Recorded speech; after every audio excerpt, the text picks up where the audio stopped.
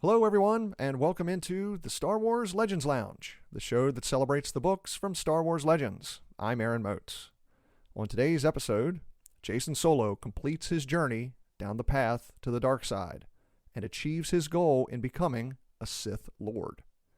His dream of a peaceful galaxy and his desire to keep his lover and his daughter safe are within reach, and all it took was the destruction of his entire family. It's Sacrifice by Karen Traviss, the fifth book in the Legacy of the Force series. And look who's here to talk about the book today. It's Kat.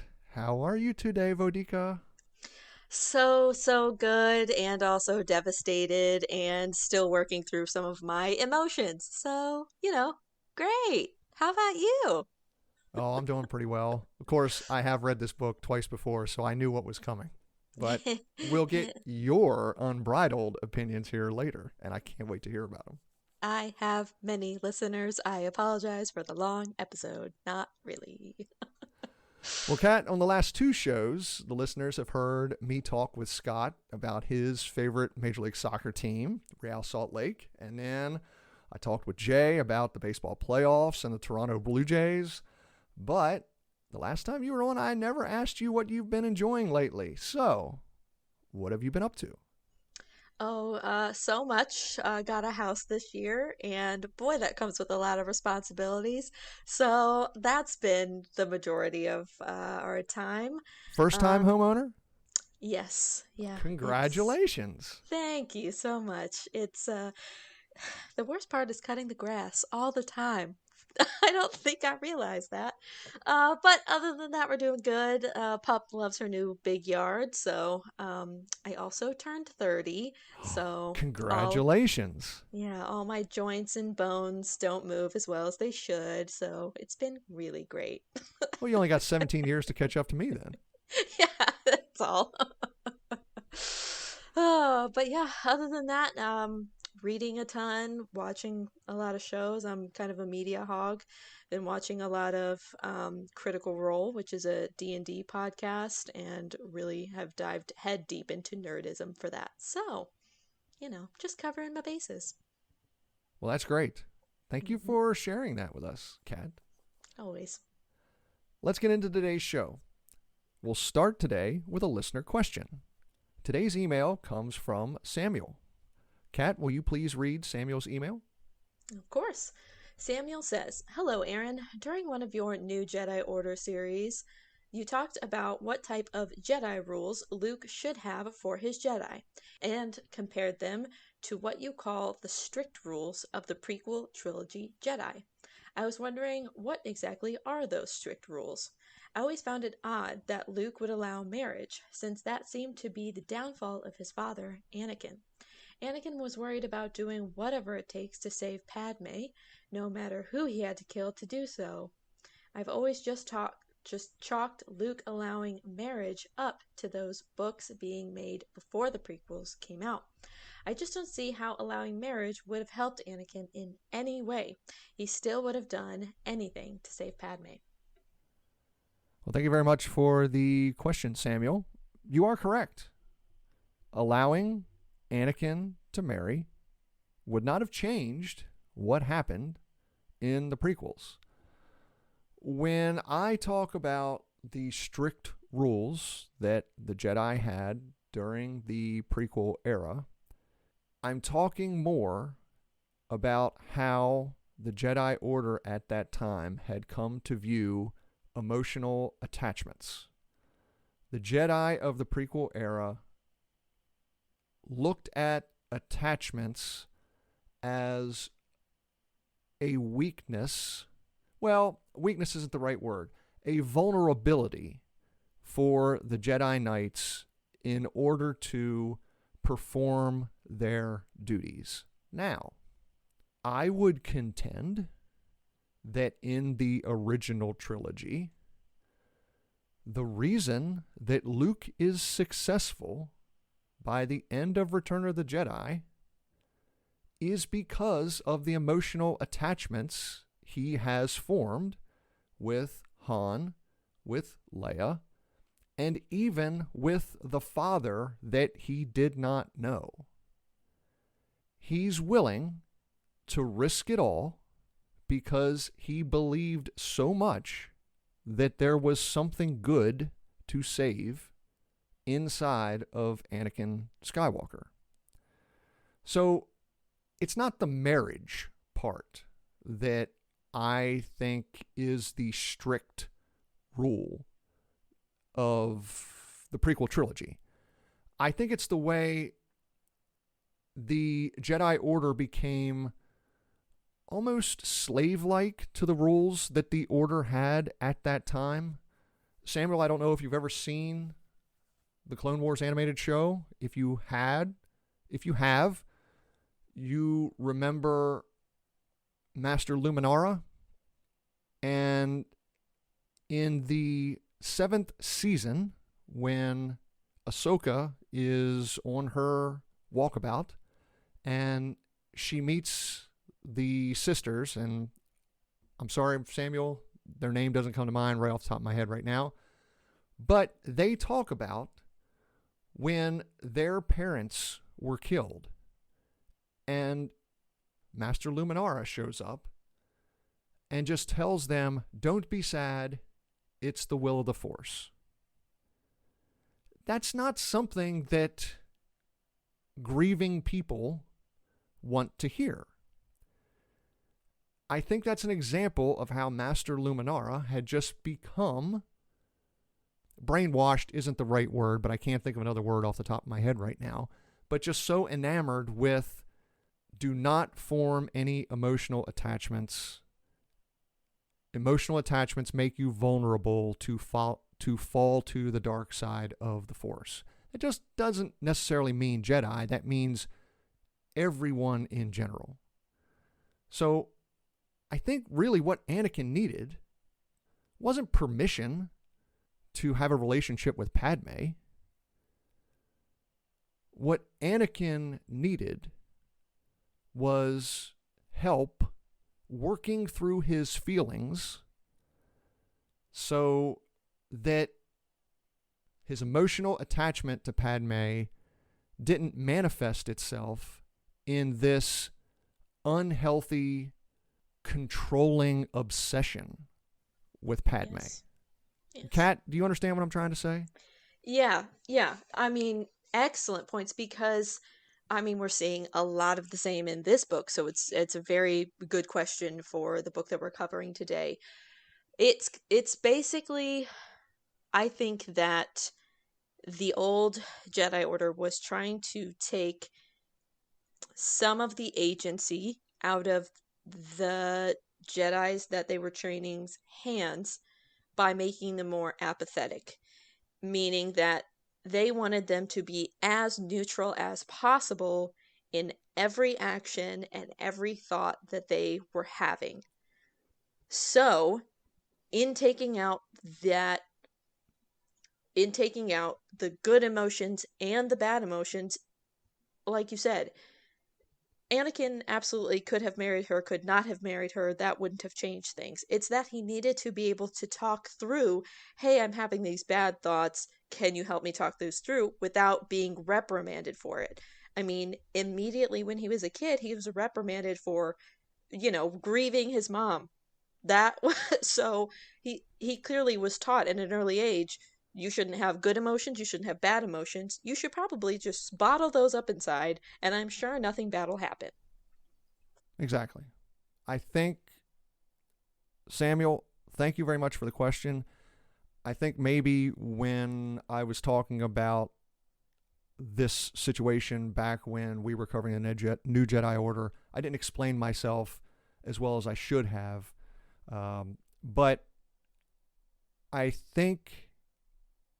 Now, don't get me wrong. I don't think Luke's Jedi Order in the old expanded universe in Legends is, always right, because it's not. And we see Luke make mistakes over and over and over and over again.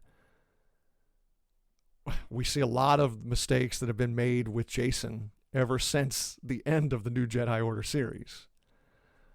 But one thing I will say is that at least they have some mature conversations about how they're feeling, about how those feelings could affect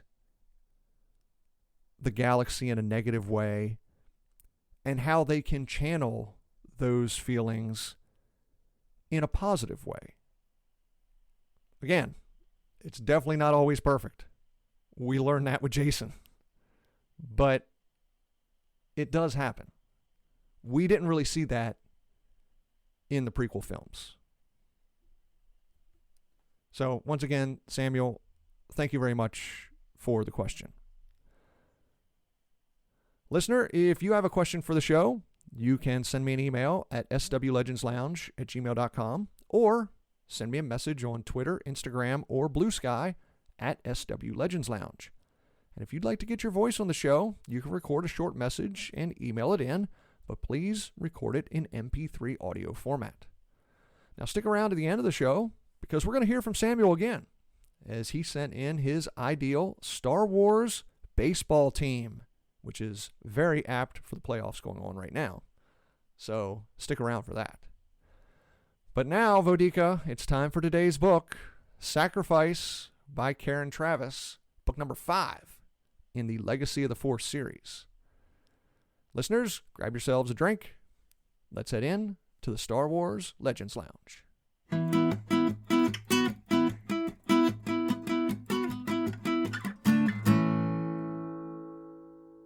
The story begins on the Anakin Solo. Ben Skywalker returns from his mission to Ziost. He found the amulet of Kalara, but more importantly, Ben brought back a strange ship that seems to work on the thoughts of the pilot. When Ben offers the ship to Jason Solo, his cousin doesn't really seem interested, but Lumaya is, because she knows what the ship is. It's a Sith meditation sphere, she tells Jason. It can be a powerful tool for you. Lumaya offers to take control of the ship until Jason is ready to make his sacrifice and take the final step to becoming a Sith Lord. When Jason returns to Coruscant, his spies discover that Chief of State Cal Omas has set up a secret meeting with Corellian Prime Minister Dur Gedjin. Jason takes advantage of a clause in Galactic Alliance law to change future legislation. The clause gives him the ability to amass power, and that includes overthrowing Cal Omas and installing himself and Admiral Neothal as acting chiefs of state. Meanwhile, on Mandalore, Boba Fett and Mirta Gev continue searching for the clone with the gray gloves. Fett's health is deteriorating quickly. Without a cure, he'll be dead within the year. But the trail is cold. That is, until the clone finds them.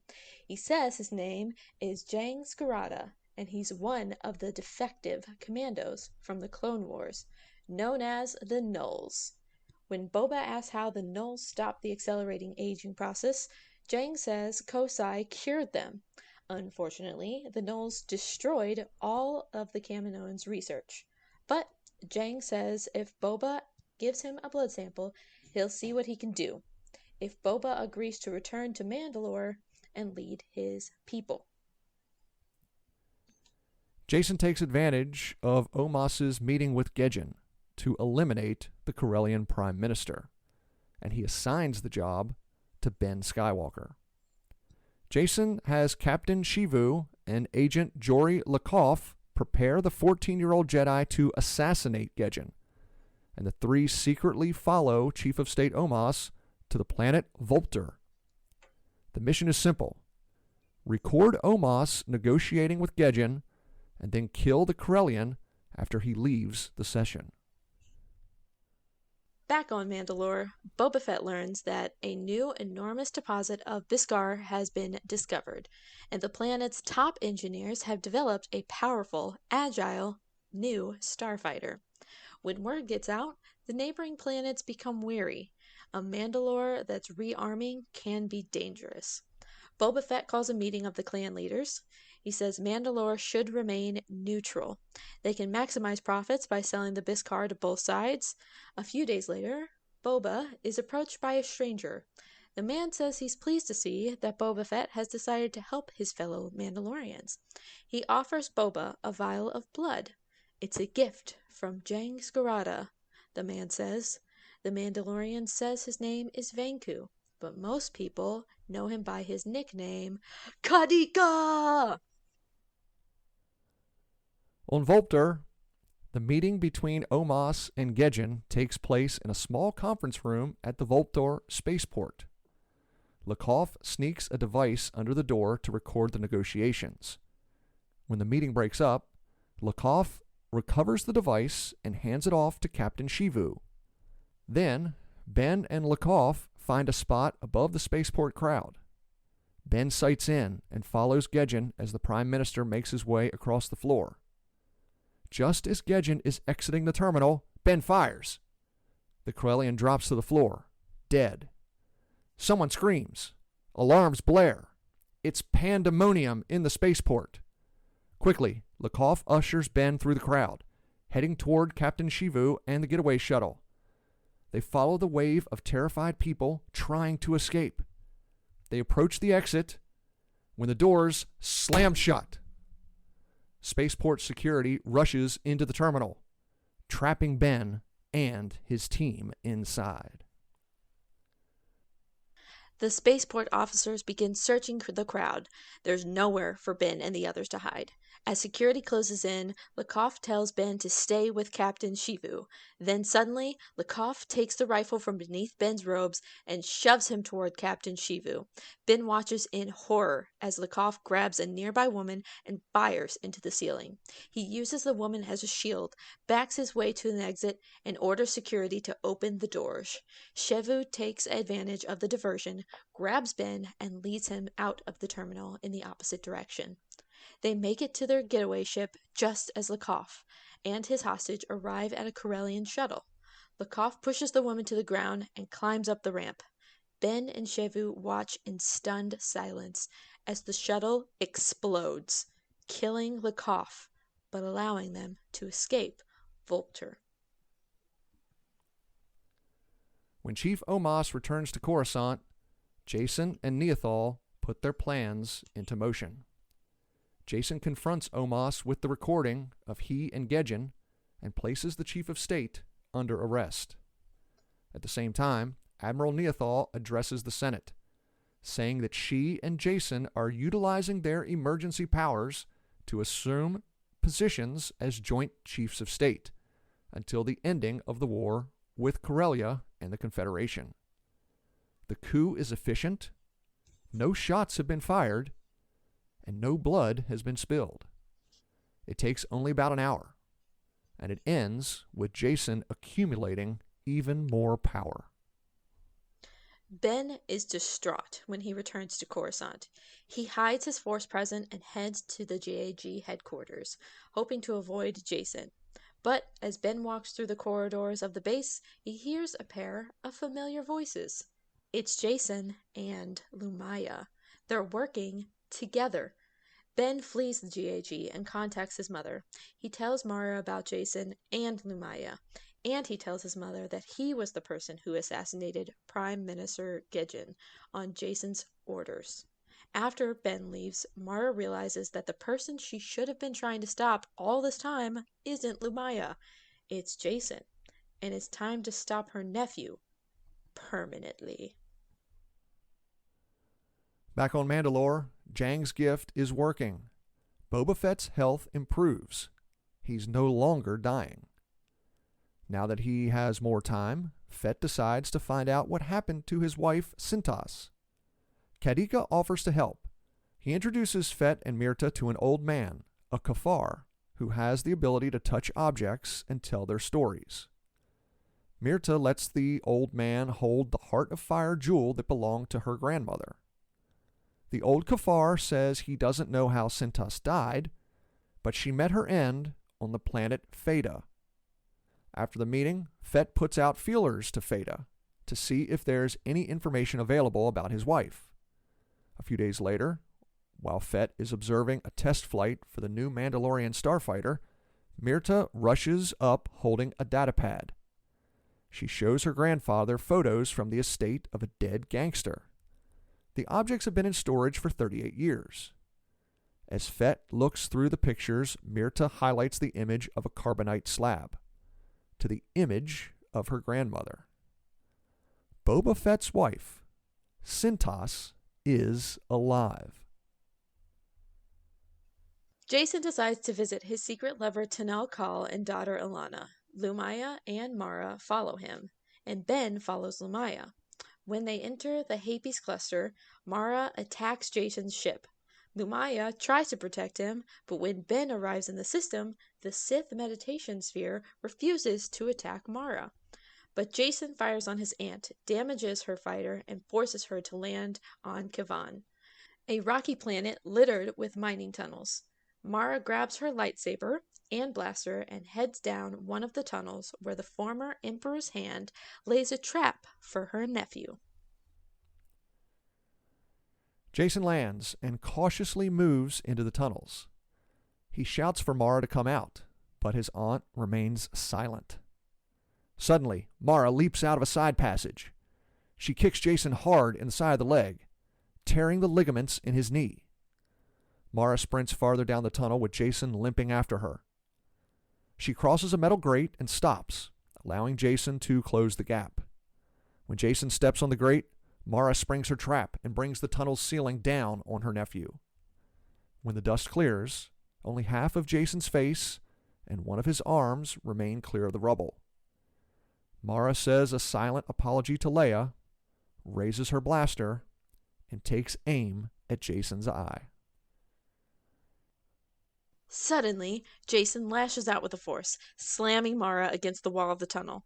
Jason emerges from the rubble, beaten and battered, but he can still fight. Jason ignites his lightsaber and swings at Mara. She uses her own lightsaber to block. The blue and the green blades crash into each other, but this is more of a brawl than a sword fight.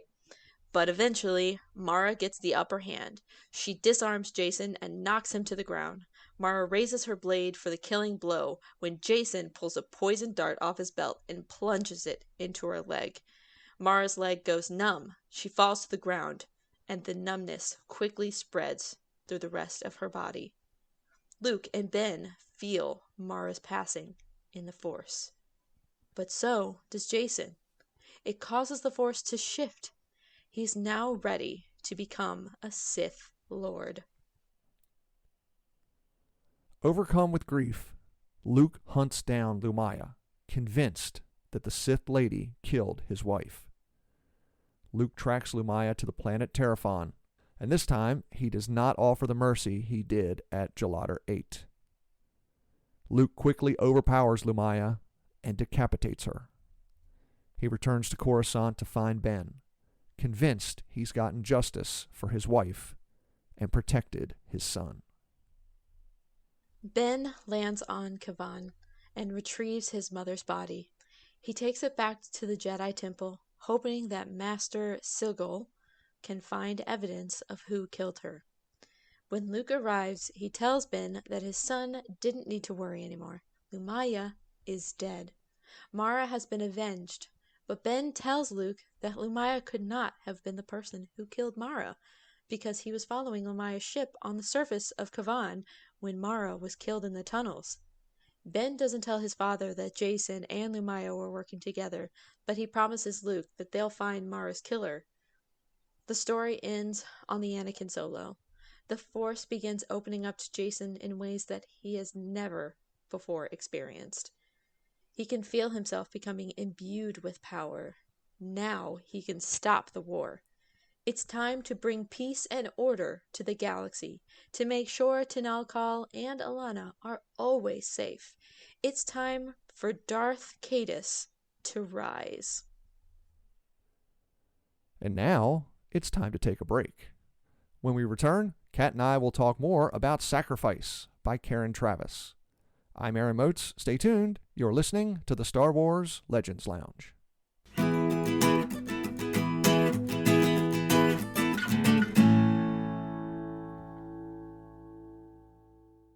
Thank you for listening to the Star Wars Legends Lounge, where we celebrate the books from Star Wars Legends. But let me suggest a book from Star Wars canon. Force Collector is the story of Kar Nuke Sin, who's just a typical teenager, except whenever he touches an object, he receives a vision. His parents believe Kar is sick, but his grandmother has a different idea. She thinks Kar is touched by the Force. Kar runs off to find the truth about the Force and about the mysterious people called the Jedi. Will he learn the answers to his questions?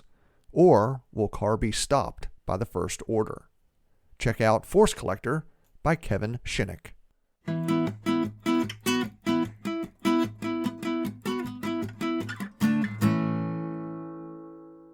Welcome back to the Star Wars Legends Lounge, the show that celebrates the books from Star Wars Legends. I'm Aaron Motes, and today Kat and I are discussing the Star Wars Legends novel Sacrifice by Karen Traviss, book number 5 in the Legacy of the Force series.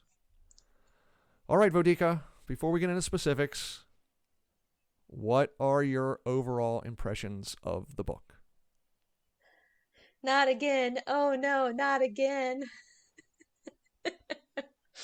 Oh man, these books are so good. And even with so many similarities to the original, like the prequels and the leading up to all of Darth Vader and everything that happened there, there's a lot of similarities here, but just getting these different points of view and these different actions behind it, it's fascinating. I love it so much. There's a lot going on, and they're meaty, but I do love it. Before Jason kills Mara, and before it becomes clear that Jason is going to kill Mara, because you kind of see that coming the last third of the book, but as you were starting the book, and as you got up to about the halfway point, did you at any time think Mara was going to be the sacrifice that Jason made?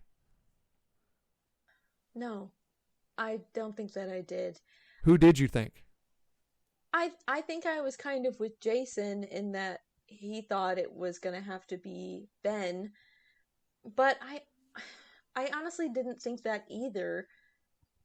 I thought it might have that Jaina was gonna come in at some point, or like he had said in previous books, it might have to be his parents.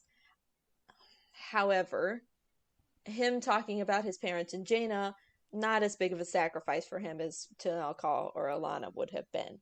So I didn't even register Luke or Mara as one of those options. So this is one of the things that I do kind of remember from when I read the books the first time back in the early 2000s. My thought process being it's not going to be one of the big three, Luke, Han, and Leia, because they weren't allowed to do that. Yeah, that makes sense. So I knew the authors couldn't do that. Knowing the meta behind it. I did not expect it to be Ben, because this was the first series where we really got Ben Skywalker as a character. I thought the prime character to be the sacrifice was going to be Tanel Ka. Yeah. But I did think Mara could be like second or third on my list. Just from Definitely. eliminating the other characters and saying they're not going to do it for this one, they're not going to do it for this one. Right. And you can't just make it a random character because then it's not impactful. Exactly. So Yeah. I thought Tanel Ka was number 1. Yeah. And probably Mara being number 2, if I'm being honest. Right. But they probably, I mean, they were writing this knowing the similarities it had to Darth Vader's story. So they probably wanted to throw a little bit of a loop in there. So I I hate losing Mara, but I like this twist because it feels in the storyline, but just a little bit out of left field that you're like, well, I thought it could be a possibility, but oof, I didn't know they were going to do it. And certainly not with the poison. That, ugh, A that killed me. little insidious. Yeah, yeah, it really is. Like, and you could clearly see that scene of her just like falling onto one knee and then falling onto her elbows, falling and, trying to get out word after word and just her vision blurring and ugh. Yeah, that was rough. What did you think of her death scene? I liked that she falls back on some of the stuff she learned as the Emperor's hand. Hmm. For me, reading it this third time and knowing what was going to happen, the most interesting part to me was the HoloNet call she gave to Leia before she went hunting after Jason, Yeah. where she's talking to Leia about Jason, and every time Leia answers, all of a sudden you get Mara's thought bubble of, I'm so sorry, Leia. I'm about to kill your son, Yep. and I can't tell you that I'm about to kill your son. Hmm. I'm And really hoping you're going to say something that won't make me want to kill him, but you're right, only if you can confirming. say one thing that will help me see that there is some redeeming quality in Jason to save, then I won't do it. So, I mean, you get different things every time you consume media multiple times, and that's what I got this time is that 2 or 3 page conversation that she has with Leia via the HoloNet was knowing what was going to happen. It was emotionally difficult to read. Mm-hmm. Mm-hmm. Yeah, and again, one of the reasons I love Karen Travis, which all of the authors for these novels are, devastating in their own way. Um, but she just gives us those small moments, those 2 or 3 page scenes. So you're like, oh, great. That really just sinks the knife in a little bit deeper, especially knowing what happens, 2 or 3 chapters later of her conviction of everything going wrong with Jason. And I mean, she's still thinking about the whole time she's thinking about Leia's words. And I'm so sorry, Leia. And I'm so sorry, Han. You know, like Mara is in there, but also the Emperor's hand is also in there. And so they're at war, and you can hear those thoughts. And oof, it's crazy. So, the book is titled Sacrifice. Jason has killed Mara. But I guess technically that's not the sacrifice he makes, and he talks about it with his own inner monologue. It goes back to that prophecy with the tassels about how he will immortalize his love. And what the sacrifice technically is destroying Ben emotionally. Specifically, Jason knows that the truth about Mara's death will come out eventually. And when it comes out, he knows that Ben, this teenager who idolizes Jason, who clearly looks up to Jason as a father figure, possibly the father figure he's not getting with his own father, Luke, a person that Ben sees as a hero and someone he wants to emulate, but he knows that his responsibility in killing Mara is going to come out, which is going to cause Ben to never look at his cousin the same way again. That is technically the sacrifice. This really surprised Jason, and he didn't understand it until Mara's life ended And they talk about how all of the major force sensitive people in this book feel some sort of shifting in the force. As someone who has mixed opinions on this series, I do like the way this part was handled and how not only did it keep the characters on their toes, it kept us, the readers, on our toes. Yeah, I'd absolutely agree with that. I mean, the whole the whole book, all of Jason's thoughts are it's Ben, it's not Ben. It's Ben, it's got to be Ben. It can't be Ben. I don't want it to be Ben. I think it's Ben. I know it's Ben. Maybe it's Tanelka or Alana, but I can never do that. I'm never going to do that. But it has to be them because that's who I love. Exactly, exactly. He is fixated on this, which again is what the dark side does, right? I think it gets you fixated on all of the wrong things. It gets you fixated on that person's part in somebody else's life. That's what I was talking about earlier of same thing with Anakin. He took the agency out of Padme's hand as to how she could protect herself. And Jason is doing the exact same thing with his entire family. They don't know how to protect themselves. They don't know what they're doing. He has to arrest his father and mother at one point because they don't know what they're doing. He wants to then take over the Senate and everything happening. Not the Senate, but the Well, yeah, basically the government. He wants to take over the government. right, because none of them know what's good for them, not knowing that he doesn't have a solution for this peace other than I must amass power and peace will somehow follow that. So he's taking the agency out of everybody's hands, and so he's fixated on how he can control this sacrifice, even though the three options he has in his brain he know that he can never do. So in a way, that sacrifice is still Ben. He said, he did not have control over who that sacrifice was. He decided in that moment it was Mara, and later said, oh, it was Ben. So even that prophecy, as all prophecies, are not in their hands. The minute that you know a prophecy, you are going to get it wrong.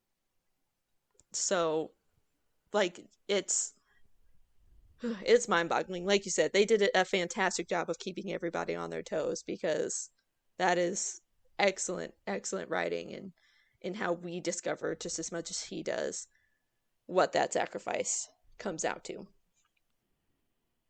Even though at this moment, at the end of the book, none of the other characters except Jason knows that he killed Mara, we already see a rift growing between Jason and Ben. Because Ben was tracking Lumaya. He saw that Lumaya had made it to this rocky planet, Kavan or Kavan, or however you pronounce it. Ben is the one who finds his mother's body. And then he finds Jason there. Now, Jason makes it look like he's just arriving, but Ben doesn't believe that. Ben basically asks him, I can't remember the exact quotes, but he basically asked him, how long have you been here? Do you know what happened? And then we get Ben's inner monologue when Jason answers each of his questions that he doesn't really believe what his cousin is saying because he knows his cousin is a liar, but he doesn't know why he would be lying. So almost immediately, even without Ben knowing what happened, Jason has already destroyed their relationship going forward. Yeah, absolutely. I mean, like you said a couple episodes, Ben is a good boy. Like, no matter what Jason sends him to do and what Jason thinks he's manipulating Ben into doing, Ben is very much affected emotionally by uh, Likov's death and even by Gijin's murder. I mean, he is affected by all of these things. He can't not feel, and he has not been good. He says tomorrow, like, I I have to do my job. I have to do my duty. I have to. But he just cannot turn off those feelings to a certain extent. And so he can feel Jason not feeling the right things. He can sense that void of Jason is not, he's not all there. He's not emotionally feeling what I am. We're not connecting like that. Ben is being pulled between what he believes is his duty to the GAG and the orders that Jason gives him and his conscience. Yeah. Ben has a conscience. Mm-hmm. Jason used to have a conscience, and maybe he still does, but now he, not only is he not listening to it, but he is outright ignoring it. He's turning away from it. Yeah. Ben is finding that he can't turn away from his conscience. Well, yeah, Jason even talks about he's got this voice in his head, but there's a louder voice that keeps telling him, it's got to be Ben. This is what you got to do, and this is the next step to power. And I mean, it's a bit like he said. He doesn't know if it's Lumaya. He doesn't know if it's Vergier. I mean, I don't think he has that conscious anymore. I think he just is so focused on what am I going to do to save this galaxy and at any cost to do so. It's hard sometimes to know that Jaina is still out there, Han and Leia are still out there, and it took anybody this long to reach. I mean, at this point, it's far too late to reach out, but I mean, during Mara's conversation with Leia, Leia's like, I know he could never be influenced by Lumaya like that, but I've just accepted that that's my boy. And I blinked twice at that line of you just believe that and you know that your boy could possibly be talking to or influenced somewhat by Lumaya, and that's just him. I love him for it, but that's just him. I had a tough one with that line. So this is obviously the major thing that happens in this book, but there are probably 3 or 4 other very important things that happen in this story. 2 last questions about Mara's death. Number 1, why doesn't Mara tell Luke about her suspicions with Jason?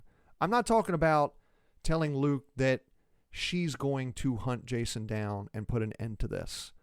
But after Ben reveals to Mara that Jason and Lumaya are working together,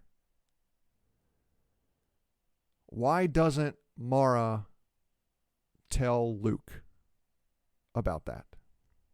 That's one thing that's always bugged me in this book. Oh. Because one thing we've always seen in Star Wars, you're stronger together. Yeah. You just are. Yeah. I think that a lot of the things that come up in this book, the way that Jason gets away with so much and Lumaya gets away with so much, is because of communication. Whether the character is not willing to communicate, they don't think to communicate it, or X, Y, and Z. I mean, Mara had so many chances to communicate with anybody about where she was going, what she was doing, what she was thinking. I think that part of it is a little bit because she doesn't feel outside of the family, but she felt that her familial connections to Jason were maybe not as strong as Luke, Han, or Leia. So if somebody has to kill him, it had to be her. She is the one who had the most past with the dark side and assassinations and this quote unquote line of work. So she was more taking it, I mean, kind of like Ben, taking it on as a duty that she had to do for her family. I guess my question is, why did Mara believe that Jason had to die? Yeah. I mean, she had the most uh interaction with Palpatine and knew the signs and could see the uh the steps where Jason was taking and where he was going. And I mean, he was amassing power. She already had problems and worries about that. And honestly, she probably feels really guilty, which she had mentioned and thought many times that she was the one that told Luke several times, just let Ben and Jason be Ben and Jason, Jason is good for Ben, over and over and over again. And I think it's a little bit of that. I think it's her guilt. It's, I've seen the signs. I know what an Emperor Palpatine looks like, and I know there's only one way to stop him. So she was already set to kill Lumaya, so she just kind of shifted that. She's like, I already know I'm going to have to kill somebody somewhere. So her read on the situation was that, and I know it is because she says it in the book a few times. Her read on the situation is that Jason was becoming like Palpatine. And you could make the argument that Palpatine had no redeeming qualities. However, if Jason's fall is more like Anakin's than it is like Palpatine's, then I would contend that much like the way Luke found some redeeming quality in his father in order to bring him back from the dark side, if Mara simply tells Luke, the other Jedi, Leia, Han, her suspicions about what is happening, then maybe the Skywalkers and Solos together, I'm not saying it would be easy at all, because clearly Jason has decided that his family is wrong about everything, but there would be a possibility of them turning Jason back to the light. Oh yeah. I definitely think there's that, and I'm still going to hold out hope because he does have Jaina, and I mean, he has Jaina. He has, and again, Leia even said she's like, I love him thoroughly through and through. And even Han has problems, of he wants to disown him one day and he wants to gather around a group and never let him go. So he certainly has people who have known him, who have known some of what he's gone through on his side.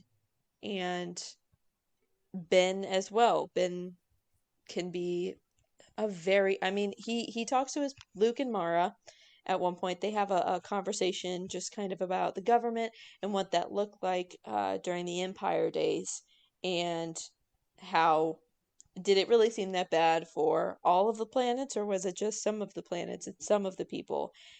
And so he can very logically think through a lot of things and talk Jason down from probably some pretty big thoughts.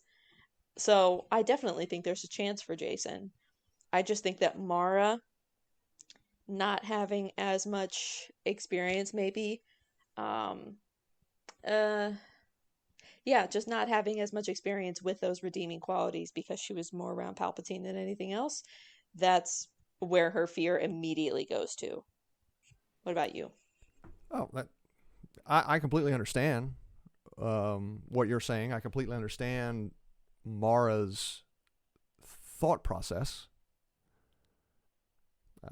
I guess just unfortunate because maybe if Mara had tried to explain her thought processes to Luke and the other masters, and maybe if she had been able to, well, not her, but maybe for some reason, if Luke and Ben could just talk. Ben is so guarded because I want to say it's the way Luke talks to him all the time. But I don't want to say it's Luke's fault, because there are times where Luke is just trying to talk to his son, and Ben doesn't want to hear it. But then there's other times where it's almost like Luke isn't hearing Ben when Ben talks to him either. Yeah, So very much an accurate son and father relationship. I think that their communication is just off.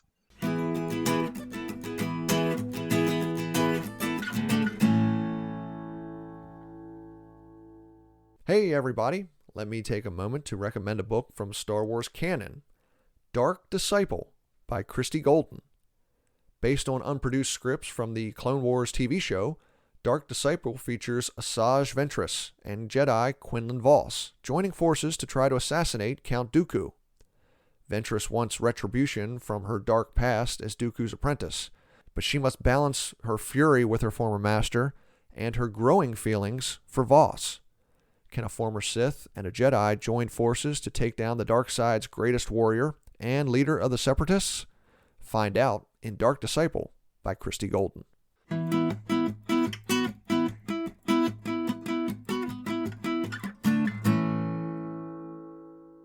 All right, so we have spent nearly 30 minutes talking about Mara's death. And like I said, that is the major thing that happens in this book. But there are at least 3 others. Earlier in the book, the assassination of Gedjin, the aftermath of that with Jori Leakoff sacrificing himself in order to save Ben, the coup that Jacen manipulates for he and Admiral Neothal to become joint chiefs of state and arrest Cal Omas.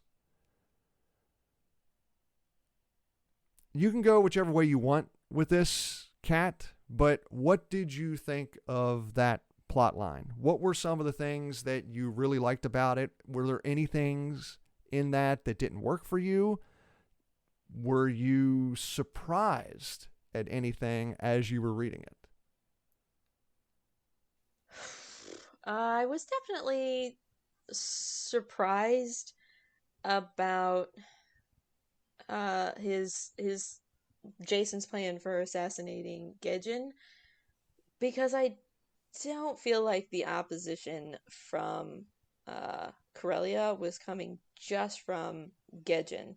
Like, it started before him, and I think that Jacen was like, well, cut the head off the snake and the rest will go haywire.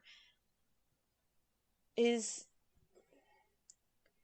just, it didn't work, really. I mean, they had some other contingencies and whatnot. They're definitely floundering a little bit, but I don't think to the extent that Jacen was thinking.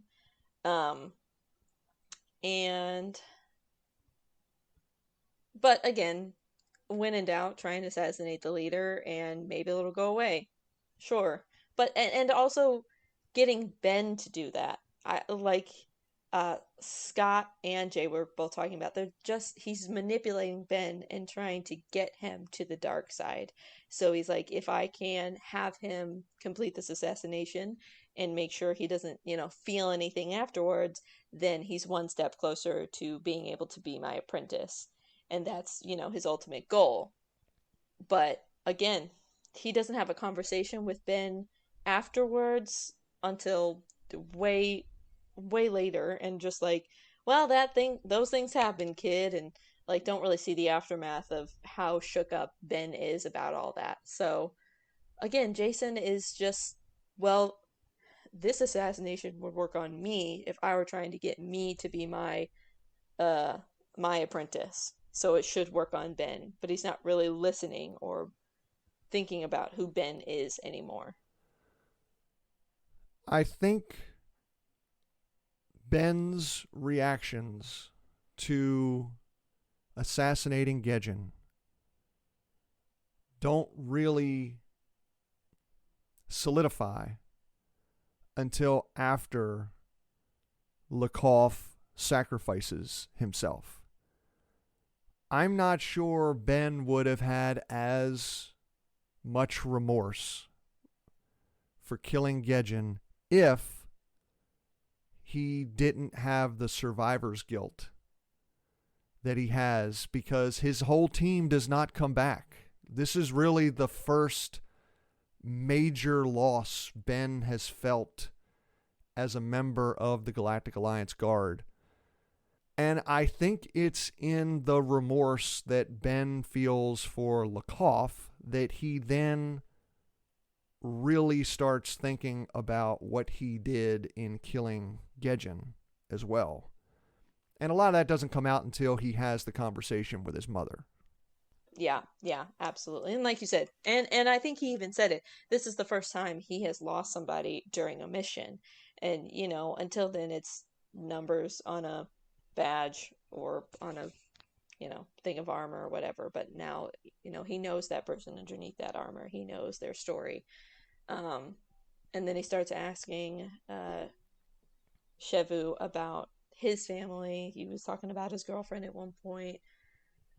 So, you know, it just didn't go the way that Jason was planning on, but it didn't bother him whatsoever because he was too busy planning a whole coup, which I feel like that one was definitely more like you could see the crumbs from that with him and any of Niavel's conversations going forward, that you knew at some point they were going to, like, little by little they were moving those pieces. And I did find it kind of funny that they gave us at least a couple of pages between a couple of different chapters of him going through the legislative law with a law robot to make sure how he could change it. I thought that was comical.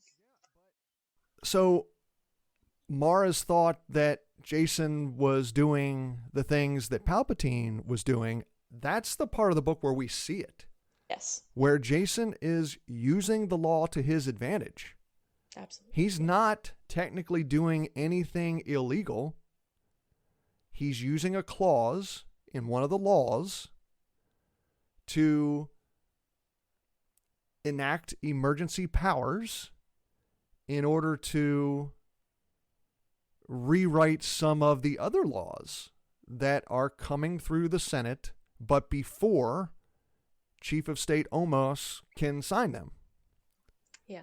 Well, and then the Jedi Order, they say, well, nothing he's doing is technically wrong. It is by nothing the is law. technically illegal that Jason is doing. And you could argue that since a state of war exists between Coruscant and Corellia, having Gedgen killed is not illegal. Gedgen is an enemy combatant if you're looking at it from the laws of our world. Sure. Yeah, absolutely. Like I said, it just didn't get him where he wanted to be, I guess, or didn't get him the results, maybe, of them just backing off. But I know that, him and Lumaya aren't necessarily trying to disquell this war. They're not trying to stop the war yet. Right. Jason wants to stop the war, but he wants to stop the war in the timetable that he wants it to be. Exactly. And like we said, from Mara's point of view, she saw that back during Palpatine's reign. Absolutely. These or I guess, wait a minute. Why am I saying that? No, she wasn't. She wouldn't have been old enough. Yeah. Palpatine would have already become emperor before Mara was born. She's roughly the same age as Luke. She's a couple years, I think maybe a year or two younger. But she had to have heard the rumors. Sure. She had to have at least looked into her former boss's past. Yeah. You got to do a little bit snooping, know who you're working for. Right. She's a very good spy. I think these books do a fantastic job of getting you in the mindset of these characters and going through the Civil War, because it can be a little cluttered, and that's on purpose. It feels a little discombobulating because you're going from this planet to this planet to this planet, and you're trying to figure out, okay, are they with Corellia? Or are they with Coruscant? Are they neutral? Are they fighting their own war and then Corellia steps in? Like there's a lot of different things happening in this story all the time. It's a And complicated political scene. yeah, absolutely. And I think that's on purpose to show this is exactly how somebody amasses power. They throw a lot of pieces on the board and they slowly move the one that they really need behind the scenes, but you're too busy watching this planet fight this planet fight this planet fight this planet. And they know if they throw a lot out there, not all of it's going to work. They Right. know that. Hmm. But they can take advantage of the situations that are working. Yeah. Yeah. Absolutely. So let's head into the other major plot line in the story. The Mandalorian plot line. The Boba Fett plot line. Yeah. Heck yeah. Boba Fett and Myrta finally find the clone that they were looking for. It's Jang Scarata. I mean, he finds them. He's Sure. like, hey, I Sure. heard you calling. Yeah, exactly. And we know from Karen Travis's other works, the Republic Commando and Imperial Commando stories that you and I read a few years ago, Jang and the other Knolls are expert spies. They just are. They are Yeah. expert spies. Bred for it, literally. Exactly. They're bred for it. Mm. So, I know you're a clone girl. You enjoy the Clone Wars animated show. You really enjoyed Karen Travis's books. Oh, yeah. What did you think when Jang revealed who he was? And then we'll get to a couple of the other characters here in a minute. But what did you think when Jang revealed who he was? And did you know it was going to be Jang, the clone they were looking for with the gray gloves? I did not. I told you. Ah. I'm so oblivious to clues, Aaron. I would be probably the worst detective. Just really sad because Batman is one of my favorite superheroes and he's number one detective, but I am comically bad at it. So back in the Republic Commando stories, after they kidnap Kosai and take her to Mandalore, and they've got her there in the Scarata compound, and they've got her working on helping to cure the advanced aging process. Jang is the Null that mentions once or twice. He just keeps talking about how delicate her hands are and how he'd love to have a pair of gloves made from her hands. And we learned that he did. Yeah, why not? So eventually, when they got what they wanted, Mhm, the mhm. implication is they killed Kosai. Yeah, absolutely. She needed to, I mean, she needed to go 100%. But then they had also talked about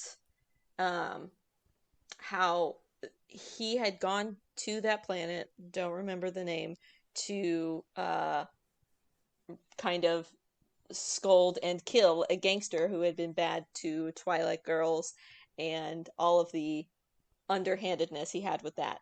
And I remembered that one of the Knolls had been dating a Twilight. I mean, they were pretty friendly with a couple of different Twilights. Yeah, I'd have to So, go back and see which one was dating the Twilight because I don't remember which one that is. mhm. But I do Um, remember, like you're saying, one of them was dating a Twi'lek at the end yeah. of the series. Well, and they were harbored by her and her sister at some Right. point. Like they just had a really good relationship And maybe with. it was Jang, but I'd have to go back and look.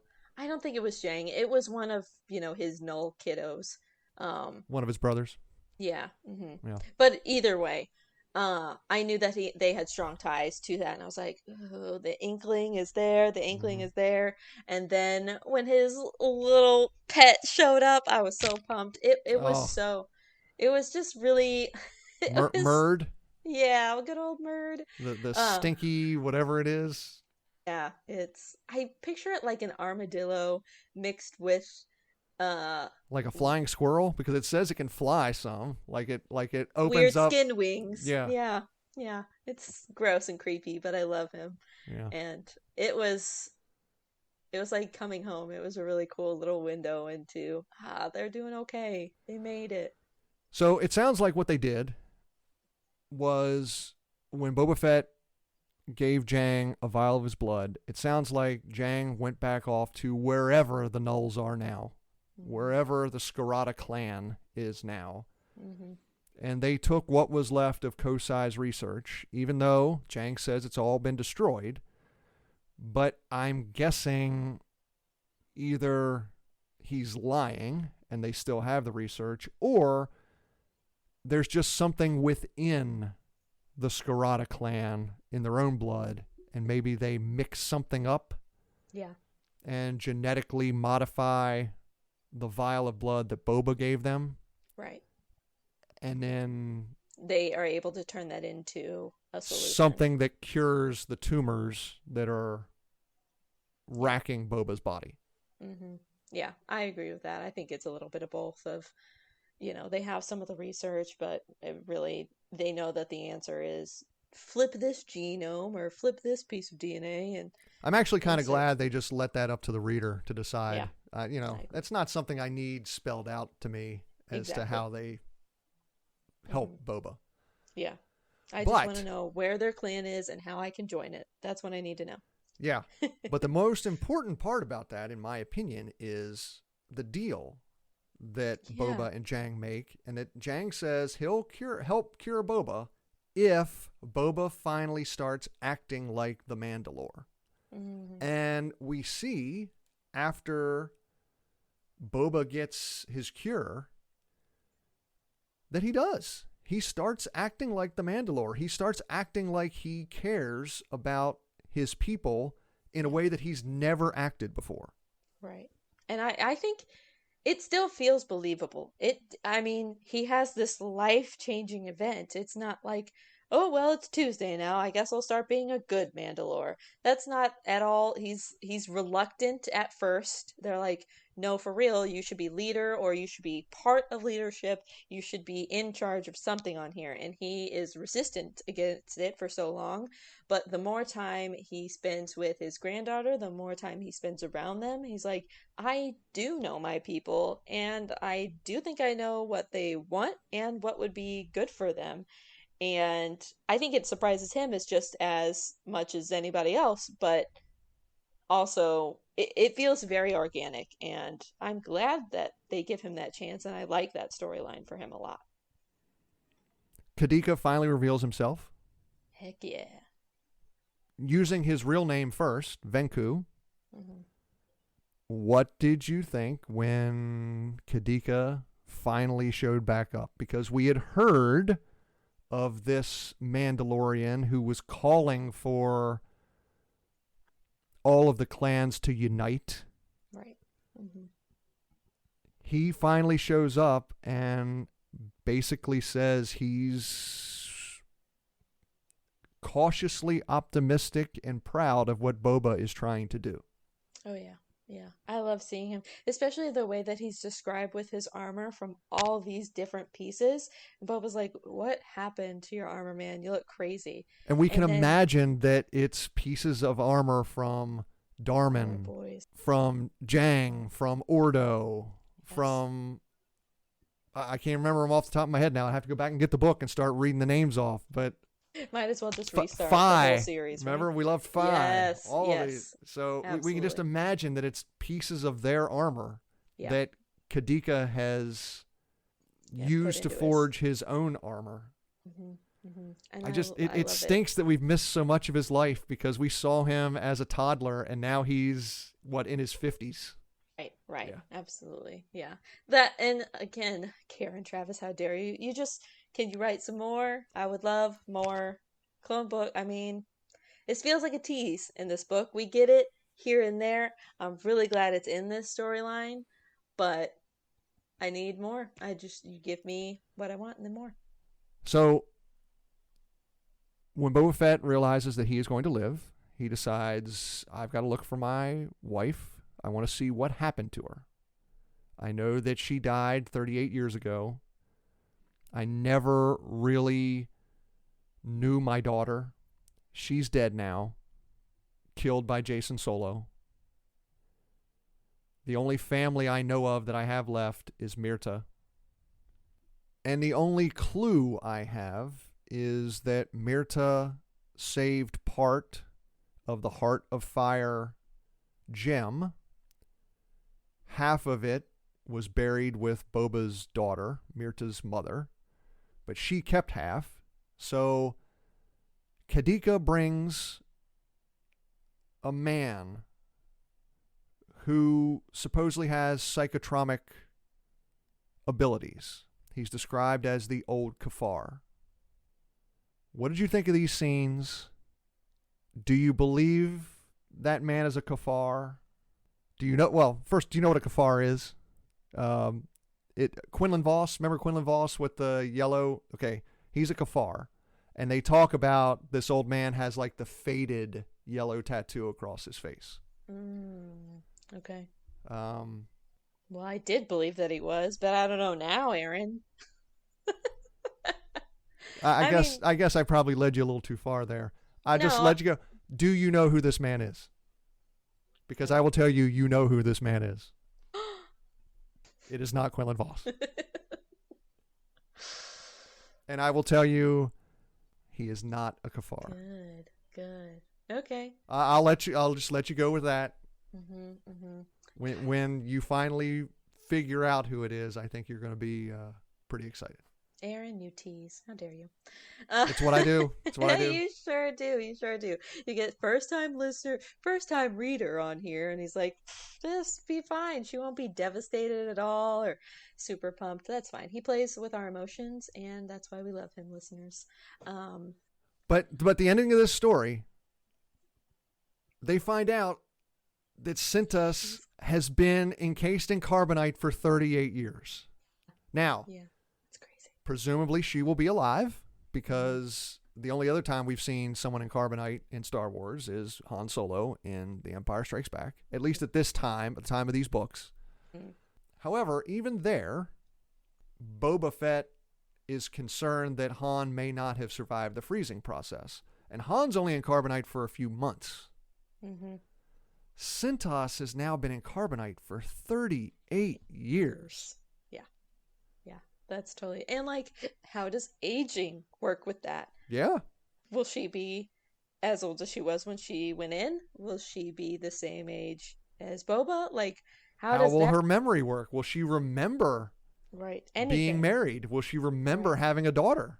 Yeah, and she's gonna have to learn about that daughter all over again. She's going to have to And then learn she's she has a gone. granddaughter. Right. Yeah, that's Because I gonna don't think be. Myrta is 38.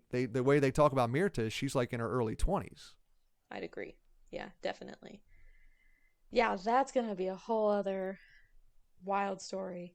And you had mentioned, I mean, Boba still has Jaina killed, or I'm sorry, Jason killed uh his daughter. So Now that he knows he's going to live, yeah, now he's got time to Boba plan. has time to plan Jason's death, Right. or at least Right. going after him. So there are still a lot of threads dangling out there.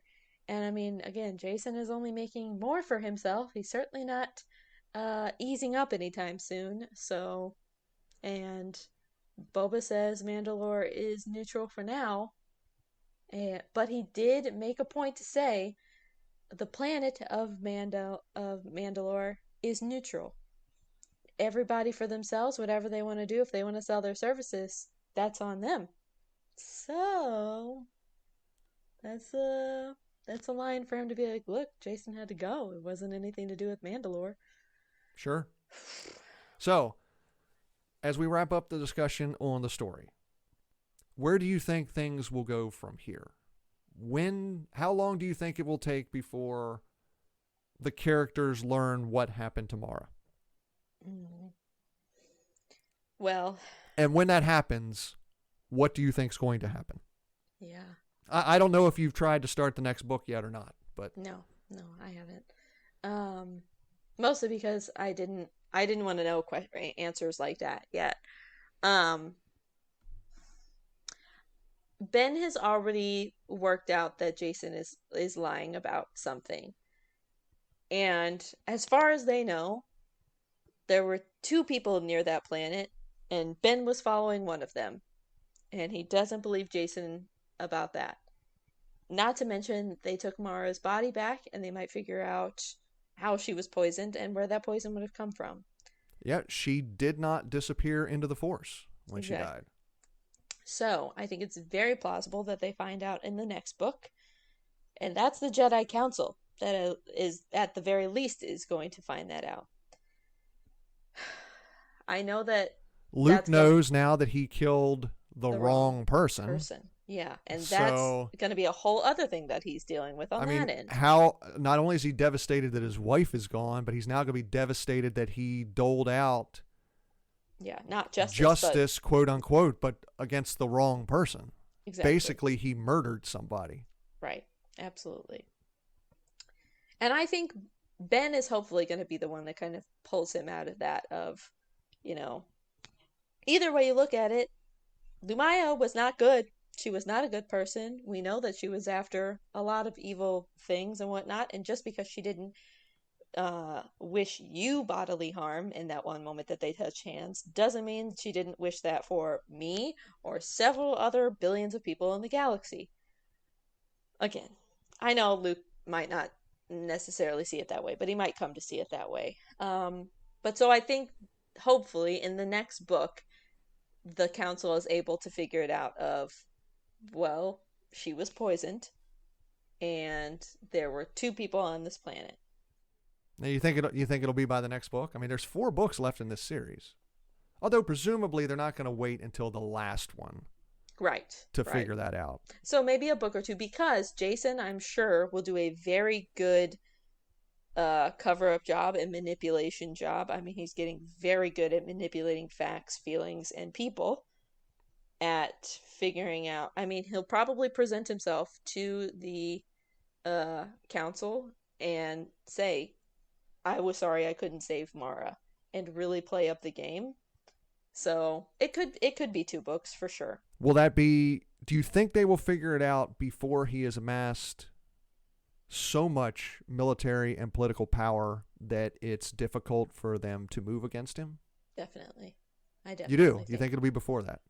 No, I'm sorry. I do not think it'll be far too late that Or they you think figure he it out. will basically become Yeah, Palpatine a has. hybrid Emperor slash Vader?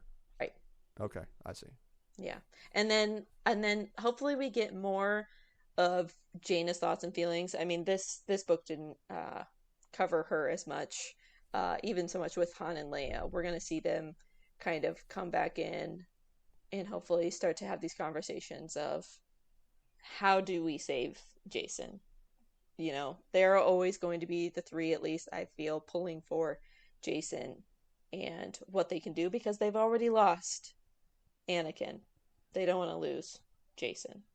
And so Jaina might have thoughts on what her uh she also has a prediction that she has to become the sword, and I'm sure that that's not going to come out in the way that she or I think about that. And then the other main storyline: what happens with Boba? Does Boba go after Jason? Does Boba go after his wife? What happens to Myrta?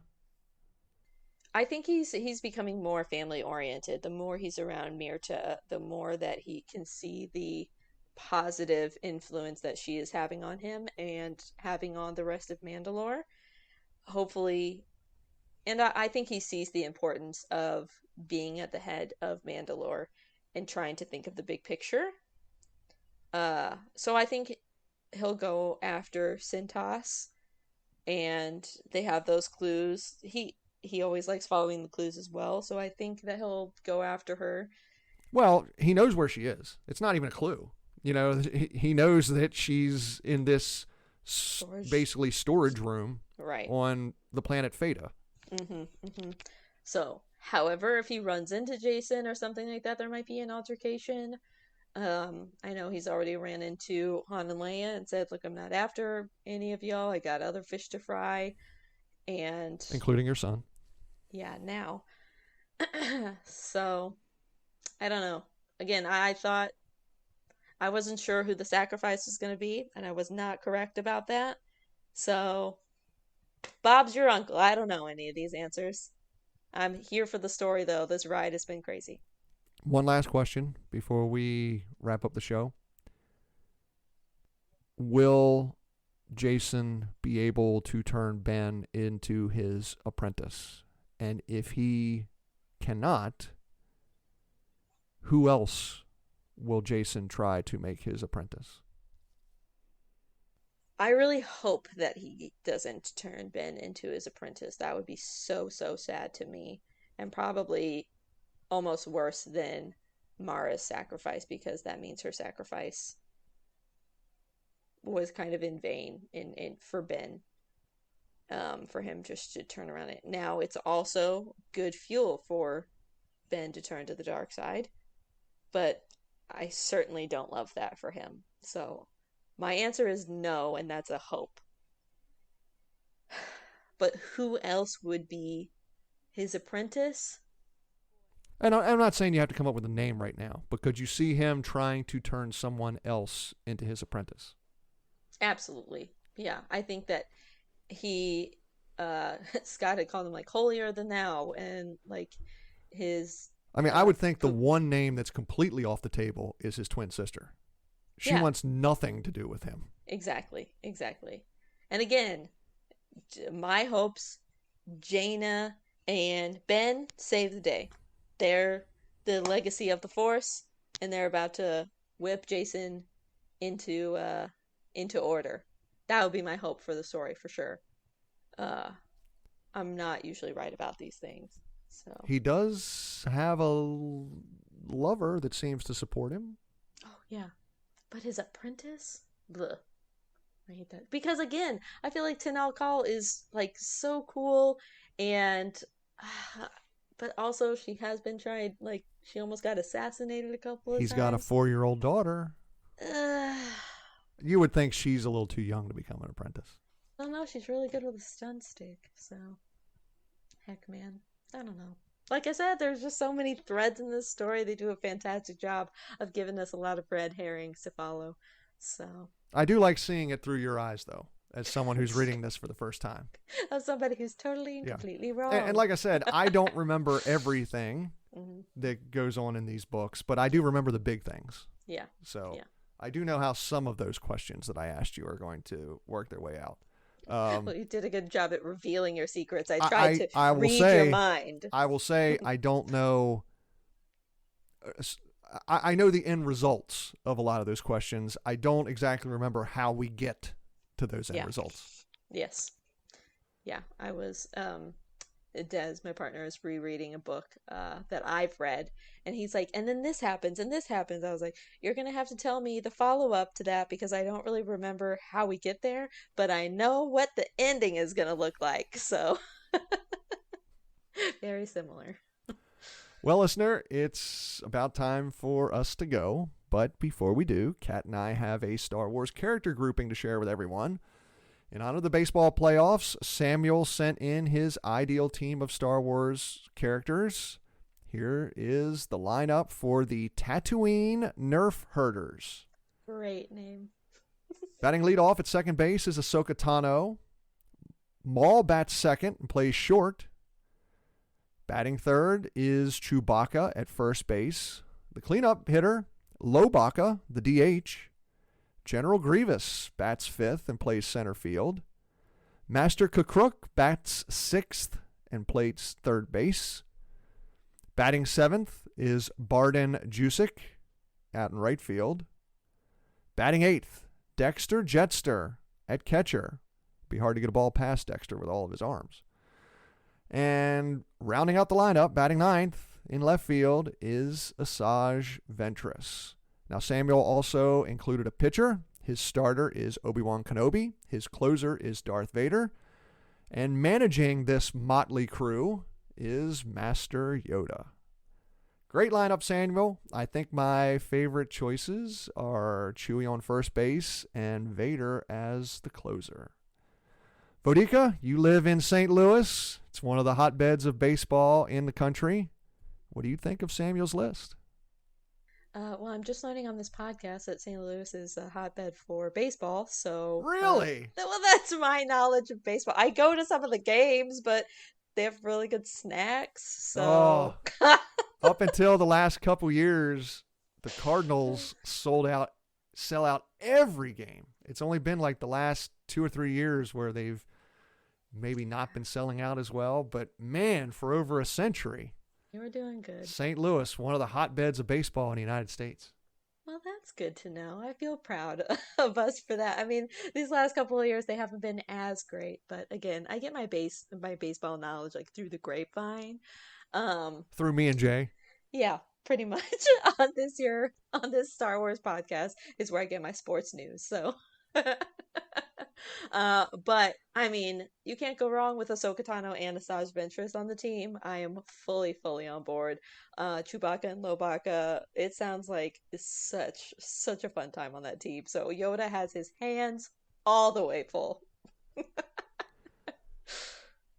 Well, thanks again for the baseball team, Samuel. Now, listener, if you have a Star Wars character group you'd like to share, or if you have a question, an opinion, a comment, or if you disagree with something we've said on the show, you can send me an email at swlegendslounge@gmail.com or send me a message on Twitter, Instagram, or Blue Sky at swlegendslounge. Vodika, it's time to wrap up. Thank you very much for joining me today. Thank you, as always, for the invite and all the devastation that comes with these books. I love them, and I love you for for giving me this gift. It's the hope that keeps you coming back, even with repeatedly crushing your soul as you're reading them. That's perfectly said. Perfectly said. And all the cool lightsaber battles, obviously. Yeah, exactly. Listener, I know you guys want to know what is going to happen next in the Legacy of the Force series, but I'm going to make you guys wait a little bit because the next episode of the podcast is scheduled to release on Halloween, October 31st. Ooh. It's the perfect time for a Star Wars horror story. So, coming up on the next episode, I'm going to talk about the novel Red Harvest from Joe Schreiber. Now, that episode will release on October 31st. Listener, just think of today's episode with Kat and I as one of those mid-season cliffhangers that we used to get on television. You know, you'd get that episode at the beginning of December, and then you'd have to wait till late January before you figured out who shot someone. Uh-huh. Yep. So feels a lot like that. A lot of anticipation. Yep. Try to control yourself, Vedika. We'll find out what happens to Jason, Jaina, Ben, and all of our other heroes when we get back in November. Listener, thank you so much for tuning in to the Star Wars Legends Lounge today. I'm Aaron Moats. May the Force be with you. And remember, there's always a bit of truth in legends.